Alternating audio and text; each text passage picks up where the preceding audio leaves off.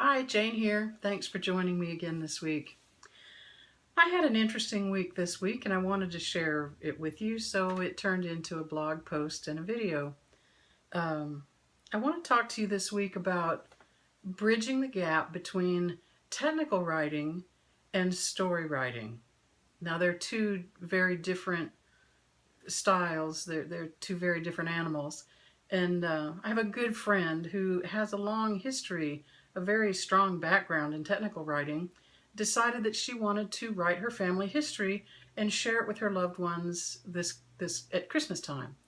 And so we met this week and we talked and went over her stuff. And so I just wanted to kind of share with you what came out of that, because I know it was valuable for her, and I think it would be valuable for most anyone who has a technical background but who's wanting to endeavor to write a story. So, um, story writing, it's not a cut and dried thing.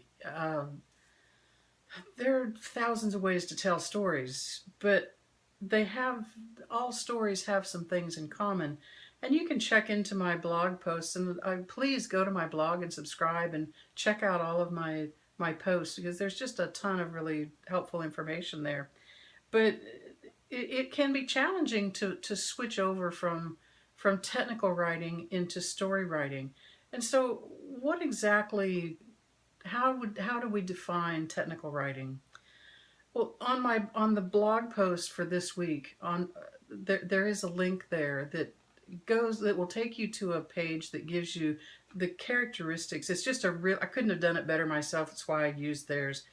It'll just give you the main characteristics of technical writing.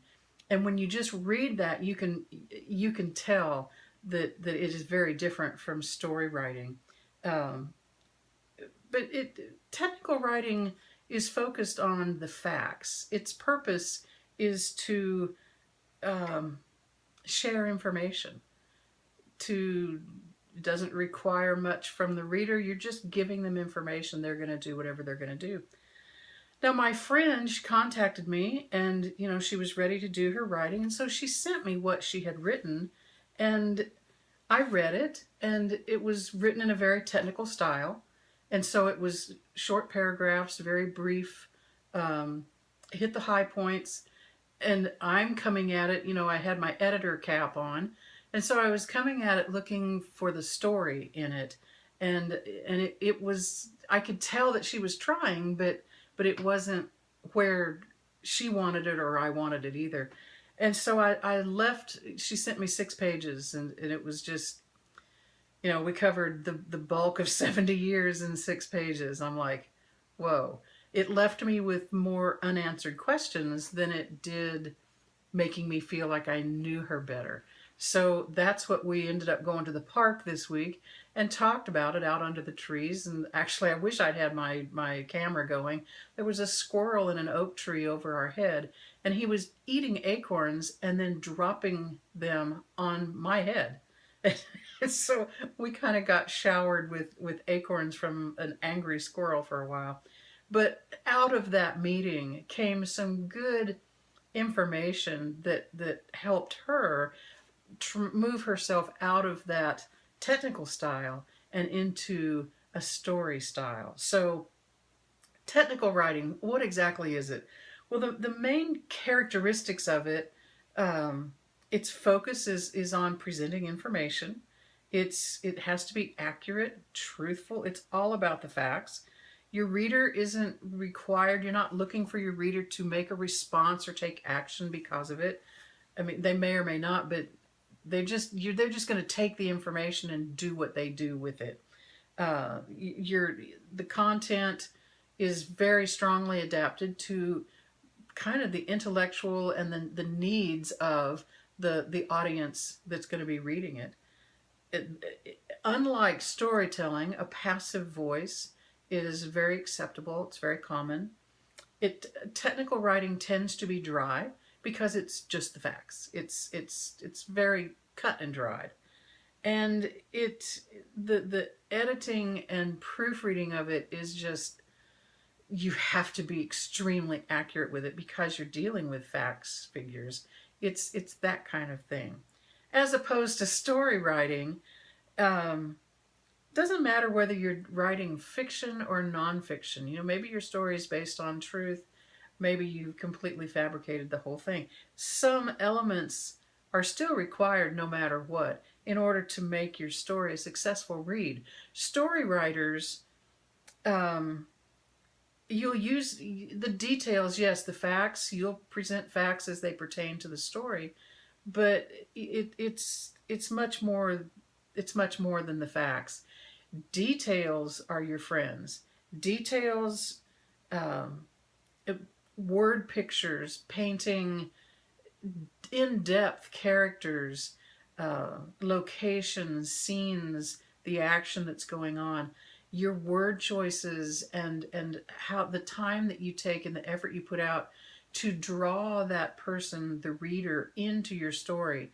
That is time that is just the most valuable thing you'll ever do in writing your story.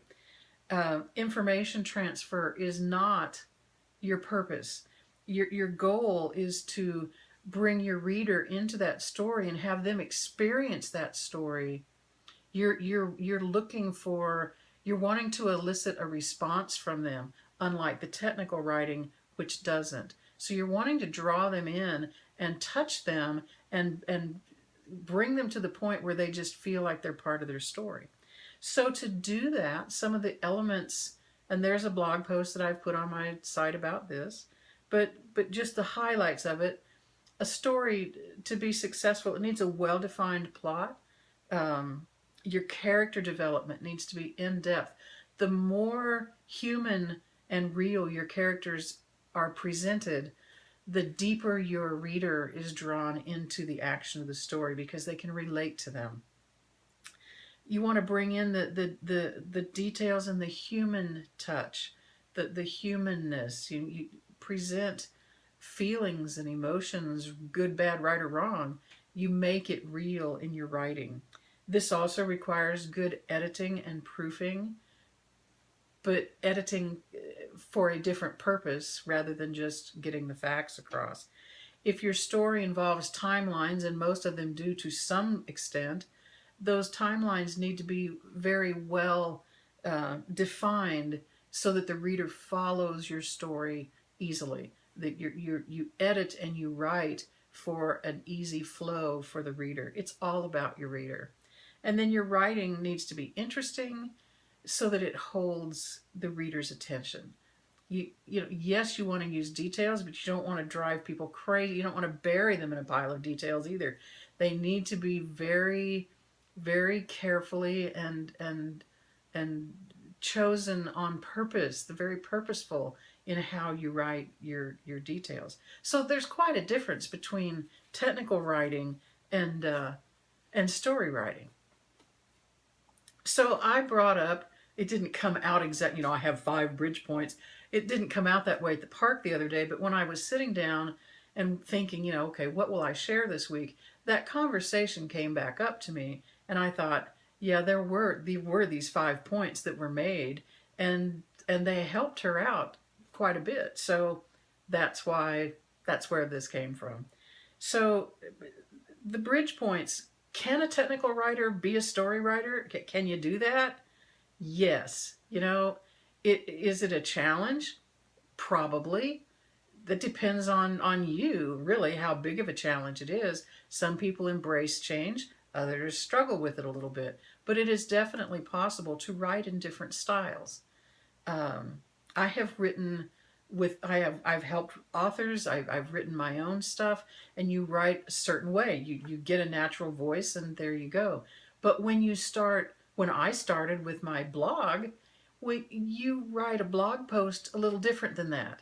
And so, you know, as I learned how to do that, I was like, whoa, this is really different. I was a little challenged with it. It didn't take long to adapt to it. It's not that big a challenge. But that's the way this would be for a technical writer coming into the arena of writing stories. Yes, it's a challenge, but you can do it. After our meeting, my friend went home. She reworked some of what she wrote. And yesterday she sent me an email and she says, read this and see what you think. Well, I looked at the new revision, And it was so much better. It was so much more like a story. It wasn't just a reciting of facts and locations and, almost like the begats, it was interesting. The people were taking on character, and it was like, oh, cool. So yeah, it made me happy to see that she had taken my advice and it was working for her. So we're going to keep meeting until she gets her family history written the way she wants to. So I just call in these bridge points from technical to story writing. And the first one is that the technical writer, to write a story, has to back out of the mental. Technical writing is very mental writing. For the most part, that's where it is. It's facts and figures and information, and it tends toward business and professional things like that. And it's very appropriate that that's where that would come from. But that doesn't make a story. If as a technical person, just saying, just sticking to the facts. If you were going to write about Mark Twain, you could say Mark Twain lived, he wrote, he died. That's true. It's accurate. It's truthful. It's giving you information. But that is so far from a story. You're missing the entire person that Mark Twain was and everything that he did and what he was like. Very simplified example, but that's kind of the difference. So you have to back out of the mental side, and you have to be willing to drop beneath this and go down into the heart. You need to be in touch with feelings, beliefs, emotions, thoughts, imaginations, ideas, decisions. This is where the humanness is, the part of us that where love is, where all the emotions are. That's not mental. That's down in the heart and soul. And so, bridge point 2 is directly related to that. You bring the mental, you come down out of the mental, but you step into the heart and soul. You step into that imagination, uh, to your humanness, to your humanity. This is where we experience victories, defeats. It's where we face problems and issues, and we either conquer them or they conquer us, and we have to stand up and make a decision. Are we going to run again, or are we going to lay down and quit? That everything happens in that heart and soul area. It's what makes us unique. It's where your uniqueness shines forth.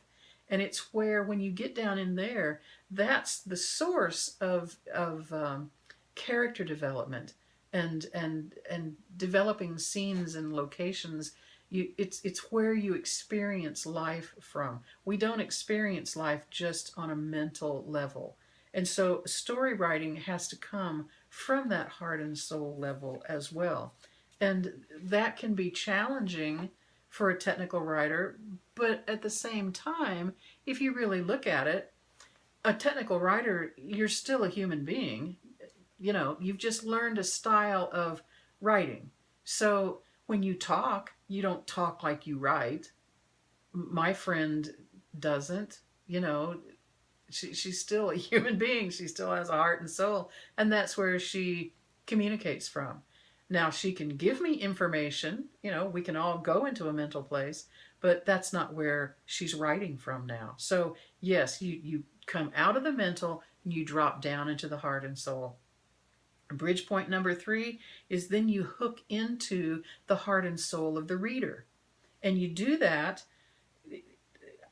you have to realize that story writing really, no matter what you're doing, writing is all about your reader. You write for your reader. You write to be read. What's the point of writing a story if nobody reads it? I mean, you want to share the story. Why? You want them to experience what's in that story. You want them to experience it along with you. And that's a heart and soul thing.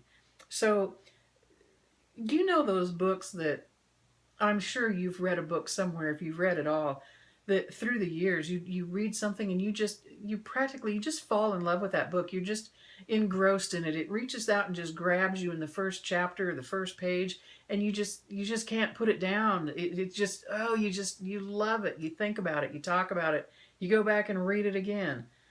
I am like that. I have friends who are like that. There's a whole list of books that I'm like that with, and I reread them every once in a while. I just get hungry to, oh, I need to go read that again. And those kinds of books, they're awesome. They're successful books because what writer wouldn't be thrilled to have a reader just want to return again and again to that story, to that book? That's what it's all about. So you have to hook into their heart and soul, and you do that by, like I said, by dropping into your own heart and soul and writing from there. Give your characters heart and soul. Take the time to choose your words to where you don't bury your reader with details that they don't need, but you find that great balance of painting that character in such a way that they just come alive on the page. They might live in that book, but to you, they're a real person. They are right there. And you just open the cover or pull it up on your Kindle or wherever, and boom, they're alive again. It brings to life.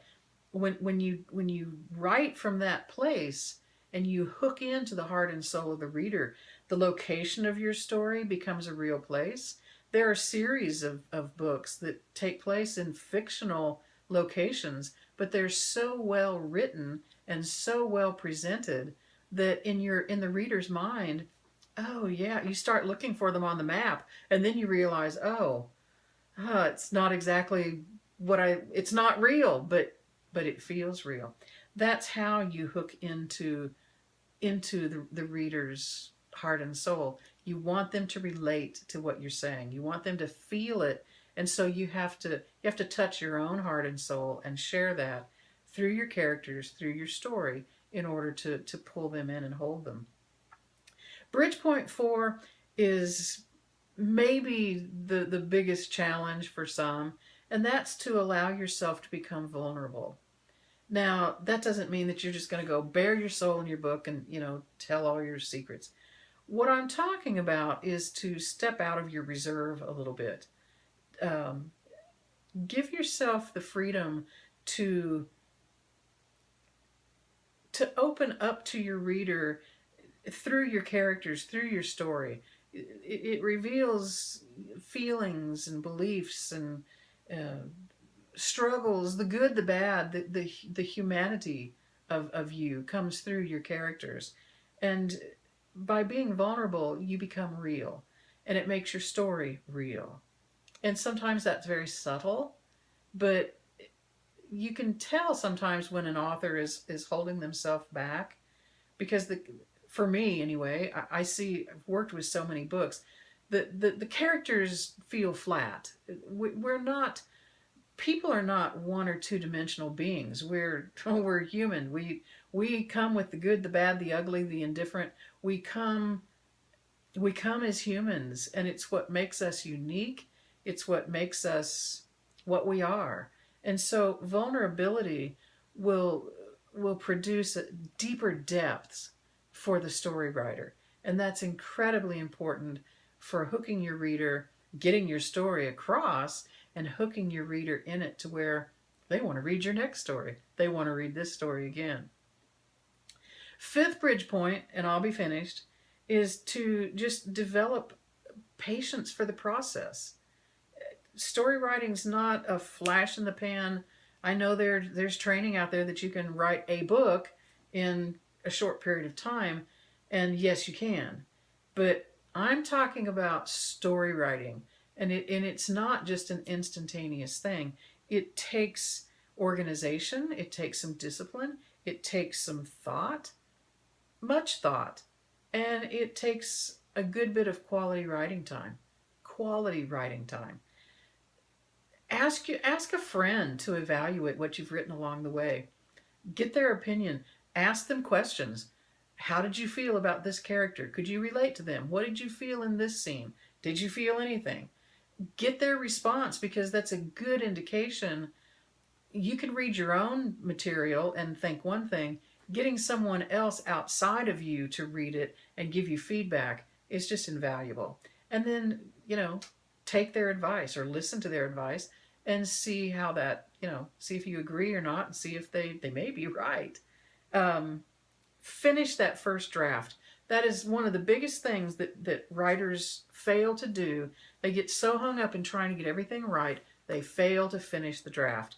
Finish your first draft, then you go into editing and revision. And you need to plan on revision. It is rare for somebody to sit down and write a book, page one to page end, and just proof it and send it off and it's ready. That'd be great, and I'm sure it happens sometimes. I've not dealt with any authors that had it happen to them like that. The revision and editing process it takes time. It's usually slower than what people want it to be, but it's critical that you make time for it and that you accept it as part of the process. Accept constructive criticism when it comes. Trust your editor. Trust your friend who's reading along with you. But have patience for the project so that you can finish the project. You have a story. Some of you have lots of stories. Everybody has a story, and yours needs to be written. I hope you've gotten something from this. I know everyone's not a technical writer, but there's still a lot of this is just basic. This is true for wherever you're coming from. These are qualities and things that you need to have in place in order to be an effective story writer. I hope this has helped you. Thank you for joining me. We'll be back again next week. In the meantime, if you need any help with your project, you know where to find me. Go to my website. I'm there. And we'll talk later. Thank you. Have a great week. God bless.